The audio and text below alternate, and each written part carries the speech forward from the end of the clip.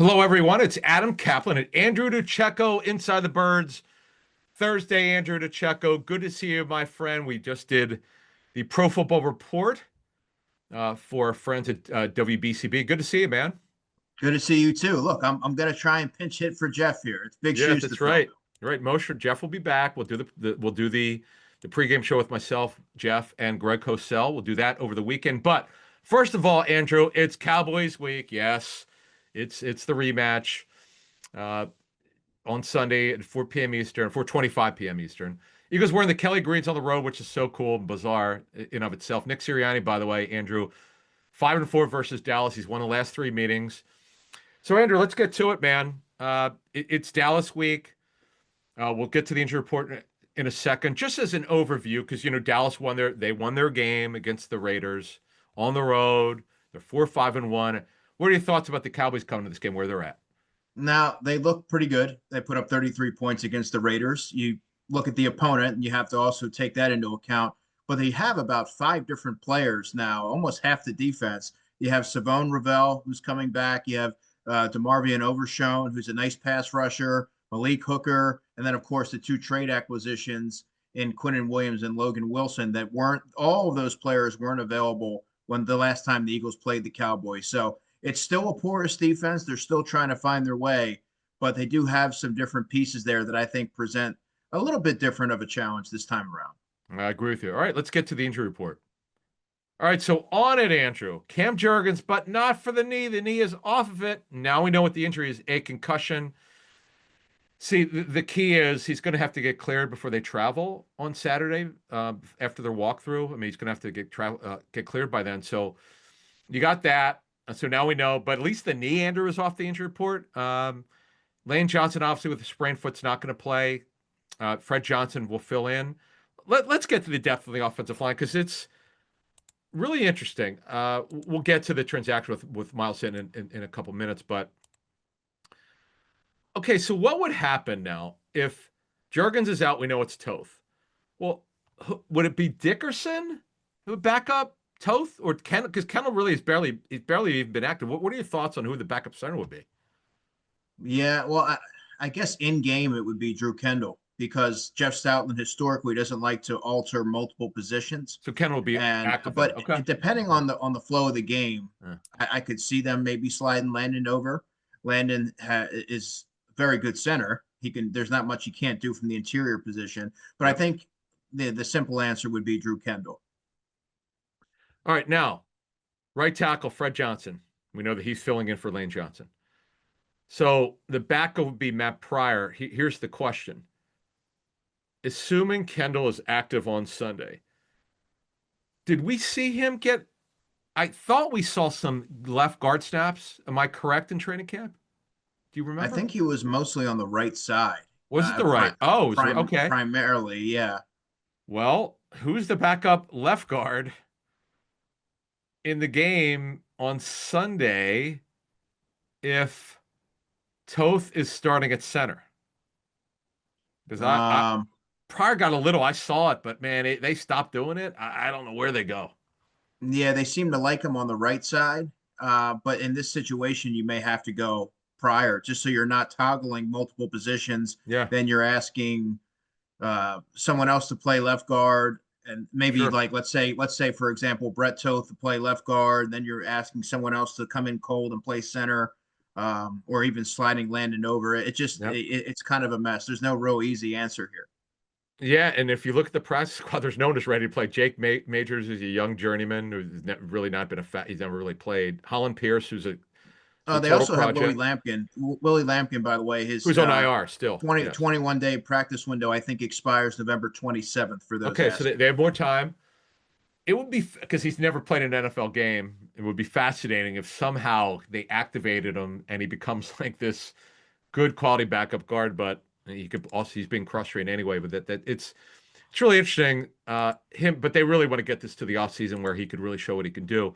So the good thing is, Andrew, speaking of the injury report and who's off of it, Dickerson's off it with the quadriceps, Steen's off it with the oblique, and Nolan Smith triceps. At least they're not on the injury report. Mm-hmm. So really, right now, it's just to me, Jurgens. That's they're the only guys who didn't work. on Wednesday with Jurgens and Lane. So we'll see what happens. Now, the transactions were interesting. They worked out. Old friend, the enforcer, Zach Pascal, on Tuesday didn't sign him. But remember, Johnny Wilson, you know what, Andrew, we haven't talked about him in months. I got to say it, they miss him as a blocking receiver. I saw Johnny Wilson a couple weeks ago. He was at one of the Friday practices. It was good to Okay. see him. We asked Will Shipley about him. Johnny and Will are pretty good friends. We asked him about that on the WBCB show. That's right. Yeah, I mean, if you look back at Nick Sirianni's offenses over his time in Philadelphia, he tends to look for that gritty, grimy blocking receiver who's willing to do the dirty work. Whether it's Zach Pascal, Olamide Zaccheaus, they think they have that in Darius Cooper. At least that's the vision that they have for him. He's a big guy, and Nick Sirianni likes his blocking prowess. So that's something that they covet in the offense. It's interesting that they worked him out. Yeah, you would think if they thought he could still help them, they'd sign him to the practice squad and just see how he does. But we'll see what happens going forward in the future weeks. And as I hinted on Football 4 on Tuesday, the Eagles were going to activate Miles Hinton to the 21-day window. They did that on Wednesday. Just be careful, folks. He's never practiced before in the regular season or never played. Obviously, he's a rookie. He had a back injury. They just got to see what they have. They've got 21 days from Wednesday to see if he can help them. Now he's a guy, Andrew, I could see if he looks really good in practice, they activate him because they're running out of linemen here with Lane's injury. There's no guarantee he's going to come back this season. So let's see what happens with Miles Hinton, who's a left tackle, and this is the guy they want to develop. You know what's interesting is Sua Opeta is no longer on the practice squad. That's right. He would have been a logical choice had he been around to be elevated for this game. Totally forgot that they cut him last week. In fact, was he gone after? He might have been gone after a couple of days. I think he lasted. Yeah, you might be right. I don't know that he quite lasted a week. Yeah, and it's just I've not seen this kind of practice squad shuffle by Howie ever. This is even for him. This is a lot. I don't quite understand it, but there's very few players that have lasted the full season on the practice squad. I think E.J. Jenkins, Andre Sam, Kyle McCord. They're some of the only ones that come to mind, actually. With the international player, how do you say it? Felix Fualo? Luke Felix Fualo, yeah. Fualo, right? Here's a question for you. Because they've got their punt returner clearly in Xavier Gibson. Covey, has he been active for a game this year? I don't recall it. No, he's been on there. Actually, he's another guy who's been on the practice squad since week 1. Okay. Yes, I'm looking at my chart. Yes, that is 100% correct. He was waived, he cleared, and he got signed to the practice squad. Remember, he got waived by the Rams. He cleared, the Eagles signed him to the practice squad week 1. I know Covey did really well. But he could be an emergency guy. Obviously, if Gibson gets hurt, there'd be an emergency guy. But it's a shame. I find it interesting that they decided not to let him be the guy, and they had Gibson. That one. Now I think about it, it's a surprise to me. But he looks good so far, right? I mean, he's been fine. Yeah, I think maybe they like his juice and maybe ability as a depth receiver more. That's the only thing that I could think of. He's a little bit more explosive, and I mean they both have a lot of experience in doing it, so it doesn't come down to that. Correct. Yeah. Oh yeah. Look, Covey was the best at 1 year. Hey, it's Jeff Mosher. And if you have a family and kids at home like me, you always want them to be fully protected. That's why I'm thrilled to be a Simply Safe customer. And our house is equipped with the most technologically advanced alarm system you can get. If you could actually stop someone from breaking into your home before they got inside, why wouldn't you? Traditional security systems only react after a break-in. But Simply Safe is different because it stops crimes before they happen with Active Guard outdoor protection. Their AI-powered cameras detect threats while they're still outside your home, and they alert real security agents. These agents take action while the intruder is still outside and confront the intruder to let them know they're being watched on camera and police is on the way. And that's how you stop a crime before it's committed. There's no long-term contracts or hidden fees you can cancel anytime, and it comes with a 60-day money-back guarantee. Try it and see the difference for yourself. Do not miss out on Simply Safe's biggest sale of the year, 60% off. Our listeners get 60% off a Simply Safe home security system at simplysafe.com/bird. That's simplysafe.com/bird. Hey, I still like a good night out, but I'm not always in the mood to drink, and that's why I looked for a great alternative, and I found one. It's called Soul's Out of Office Gummies. You get the same light, happy buzz, but you don't have the hangover. There's no sugar, and you don't get that awkward feeling the next morning. They help me unwind and ease into my evening without the alcohol or the next day fog. Soul is a wellness brand that believes feeling good should be fun and easy. Soul specializes in delicious hemp-derived THC and CBD products designed to boost your mood and help you unwind. Their best-selling out-of-office gummies were designed to provide a mild, relaxing buzz, boost your mood, and enhance your creativity and relaxation. With 5 different strengths, you can tailor the dose to fit your vibe.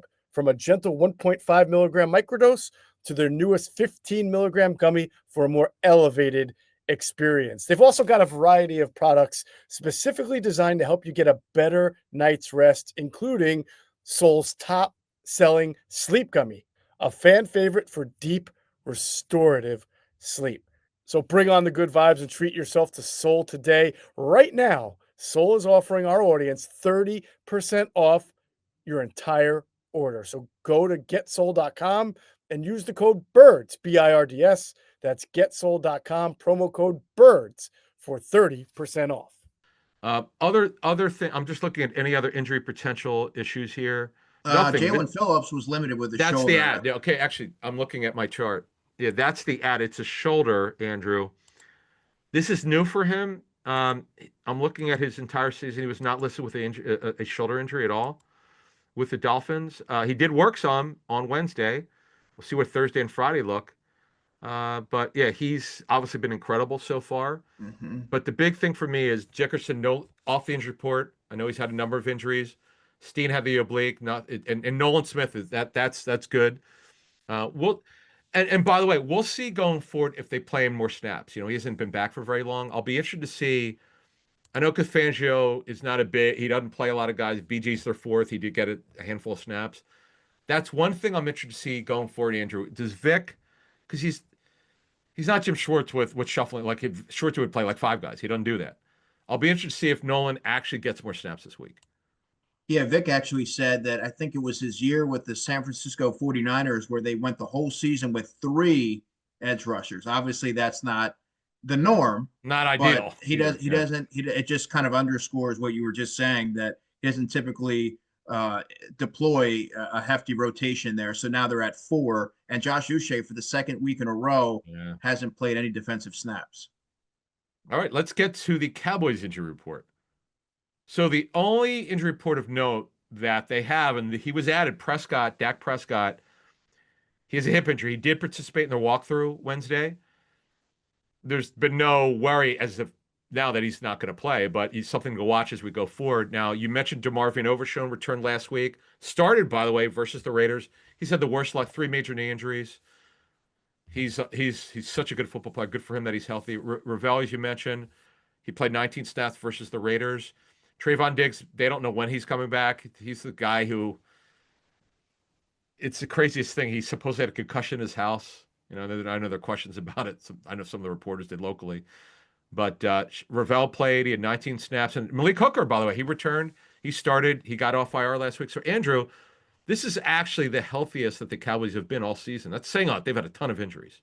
Yeah, I'm curious to see what they throw at the Eagles from a defensive standpoint. But I think the bigger game within the game could be this, reinvigorated Eagles pass rush going against a Dallas offensive line that's healthy, and they're pretty formidable. So that's what I'm really looking forward to seeing. And I think that could determine the flow of the game, because the past 2 weeks, whether it was Jordan Love or Jared Goff, they've done a nice job harassing the quarterback and rattling them early. I would agree with that, because what's interesting, if you look back at week 1, it is fascinating how things have changed. Campbell no longer starting. He started week 1. It was Hunt, Nolan Smith. Smith would later get hurt. They didn't have BG. They didn't have Phillips. It's just interesting. Makuba, had been pretty inconsistent to say the least, but now he's starting to play better. Mm-hmm. Jackson did start week one. We know he's been in and out of the lineup, injury, not playing so well. Now he's playing a little bit better. Now you fast forward to here. Javonte Williams is still their starting running back. Kenneth Murray is still starting. Jack Sanborn got hurt. He started, then he had a concussion. Now Overshown took his job anyway. Odigizua is obviously still starting. This is right around. Remember, they got Kenny Clark right before the season started. Kenny Clark starting. Dante Fowler's a minor injury, but look, and Hooker's back now, so it's a fascinating matchup. You got to look. We'll see. You mentioned it earlier. You're not wrong. It's obvious the Cowboys defense has been mostly terrible this season, but this has also been part of it. Has been health. Let's see how the matchups are. Hey, Philly fans, game day is stressful enough. Parking, traffic, long lines. We've all been there. But when it comes to your cannabis, Camden Apothecary makes it easy. This is the dispensary for sports fans, just minutes outside of Philly with plenty of free parking. You'll be in and out fast, no hassle, no waiting. And they don't just care about convenience.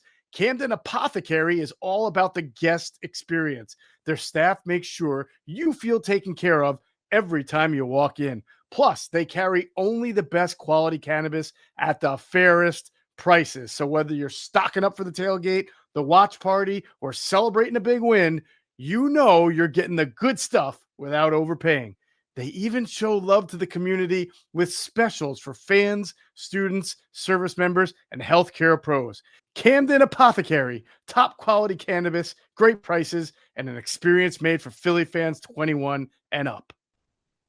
You know it, Dallas, if they could protect, they've had some issues on the interior. If they could protect, that could spin it. He's had a very good year, and you know how good they are at receiver. Yeah. But you just nailed it. Eagles' depth is elite right now. They can't even get Uche on the field because they have no need for him. You don't play Vic. You mentioned it. By the way, was that the year they went to the Super Bowl with the Niners? They only played 3 games.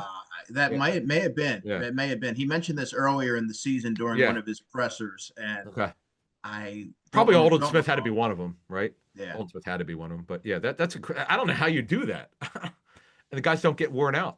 If you remember, I think in the postseason they went down to last season with the Eagles. They went down to a 3-player rotation out of necessity, but he'd done it before, so he probably felt comfortable. Right. So that's the Cowboys injury report. Now let's get back to you on this. So locker room Wednesday, you got a little bit of practice. What did you learn on Wednesday from being with the Eagles? Wednesday practice, we're out there 5 or 10 minutes. So the first player you're looking for is Cam Jurgens out there. He was not. There was no sign of him. Nor Lane Johnson wasn't out there either, and that was to be expected. But in the locker room, we heard from Fred Johnson, Jordan Davis. I talked to a couple of players. For a story that I'm working on, I needed a couple quotes. It's a story about Brett Toth and his leadership behind the scenes with 2 of the younger linemen, Drew Kendall and Jake Majors, and kind of what he provides from that area. And, I talked a little bit to Jihad Campbell. He has a funny nickname, Megatron. And I wanted to know, I was curious about the origins of that. Yeah. So he enjoyed sharing that background. Yeah, I mean, it was Wednesdays are always the busiest day in the locker room. It's the first day back. There's always a lot of cameras and things like that there. And then you've got you've got first obviously the Daily DeChecos, and you've got the Mac McWilliams rookie diary. Mac was a guy, Andrew. I think we all would say we were really impressed at times with him in training camp, and he just is. He's been active once or twice? 4 games. Four. Did he play on specials at all? Or did it barely? He played 7 snaps on defense against the Giants in that blowout, but I think just 11 combined snaps this season, if I'm correct on that. Just not a lot. So we talked a little bit of this on the WBCB show. By the way, folks, you can hear it on all our platforms. We put it up as Andrew and I. But how is Mac, like, I know you talked to him a lot. I don't know. What were his expectations coming into the season? I'm curious. I don't know that he had any expectations. Just show up for work every day, try to improve, and let the chips fall where they may. He has the right mindset for a rookie, and especially for a defensive back. He said, I'm just taking everything one day at a time and trying to keep my head down. In fact, his favorite quote, the most impactful quote in his life is, keep your head down and keep working. And he said his brother Fish told him that. And I think that kind of shed some light on his ability to kind of keep everything in perspective and be where his feet are. So now that you know the Eagles are healthy, other than Lane, obviously that's major, and you talked to Fred Johnson. How do you? Because the Cowboys' offense is really really good in terms of the passing game. How do you see this game playing out? We know a little bit more information, obviously, after Wednesday. How are you feeling about this game for the Eagles? Yeah, I mean, I think it will actually be a back and forth affair, a higher scoring one. I think George Pickens for Dallas is going to have a major impact in this game. Dak Prescott's playing at a high level, but the Eagles are playing in optimal conditions. They're playing inside. They're, you had two games where you could look at the Green Bay and the frigid conditions or the wind with the Lions, and regardless of what you may hear, the wind definitely had an impact on both teams. I think you're going to see more of the offense that they've shown in spurts. They should be able to score 20 to 24 points in this game. I don't think that's a big ask. It's funny you say it because with our Patreon level 3 members on Wednesday, we had a wild one. It was funny because I said, wouldn't it be funny? Because you see this with Hurts over the years, the Pittsburgh game, other games where he's really feeling it, that they get in a throw fest. We know the Eagles don't like to play that way. It's just the way that they win, right? Wouldn't it be great if it was like 48-44 and somehow the Eagles won the game for the Eagles fans listening, obviously? But you're like, wow, where's this? Because the fans will go, they're going to say, where's this been? But just, I'm with you. I see it as a super high scoring game because honestly, at some point, Andrew, some team is going to say, we're going after Joey Jackson all game because no one's really doing that. I don't, no one could kind of figure out why. I mean, yes, they got Adoree on the crosser, one other play, but after that, he was fine. Obviously, the pressure helped. Yeah, but the at some pressure point, played a big role part. in that. Yes. A big Now, and role. obviously, the wind. Let's face it, Goff does not have a strong arm like Hurts. Hurts got a strong arm. But because as you said, there are no conditions you have to worry about. I'm so fascinated to see if this will be a throw fest. I would love to, just from a visual standpoint, because it's hard to watch this offense, man. I'm sorry. I'm just being honest. From a visual standpoint, want to see more passing game. But based on the George Pickens is, he's playing for a new contract. CD's a great player. Jake Ferguson, very underrated tight end. Do you like coming in? By the way, before we get out, what were your expectations for the Cowboys this season coming in? I thought that they were going to start out fast and then sort of fizzle out like they tend to do. I didn't know that they were built to sustainably be a team that was going to be able to stack wins and things like that. They're just very inconsistent. But Dak Prescott's a good quarterback, and I liked the pieces that they had offensively enough so that I thought that they might be able to generate some early momentum, and then ultimately the Cowboys typically are going to cowboy, and that's where they're just not able to. They're just not able to put it all together, whether it's off the field or whether it's injuries or whatever. They just seem to have sort of a dark cloud over them, and for whatever reason, they can't really string anything sustainable together. It's funny. That's a Jason Avant like Cowboys are going to cowboy. The Chargers are going to Charger, and Jason would say Cowboys are going to cowboy. They just something always seems to happen. This has a makings because it's, as you said, indoors, and we know Dak could spin it. I mean, he's having a good year. Yeah, he is. Scheimer's super aggressive as a play caller in terms of the pass game, and Hurts has these games where you never know when it's coming. When it comes, it could be wow. Pittsburgh game was really the one. Last year obviously was the big one. We'll see what happens, but I'm looking forward to this one. This is well. Good. So going into the Lions game, Adam, I sort of equated that to the game that the Eagles had in Baltimore last season, where it was an ugly game. It was a defensive slugfest. Much was made about the Ravens and their physicality, and that game kind of mirrored that. And this game, funny you mentioned the Steelers game, I could sort of see it taking on that kind of a personality. Although I think the Cowboys will be able to move the ball a little bit more effectively than the Steelers did that day. Yes, obviously the Eagles were at home, and I just remember saying, like, you could tell when Hurts is feeling it. There's just, I don't know what it is when you watch a quarterback when he's on. There's just something they go, okay, this is going to be pretty interesting today. I'm really hopeful that the game will be like that because we kind of need that, having to watch the Eagles every week in their pass game.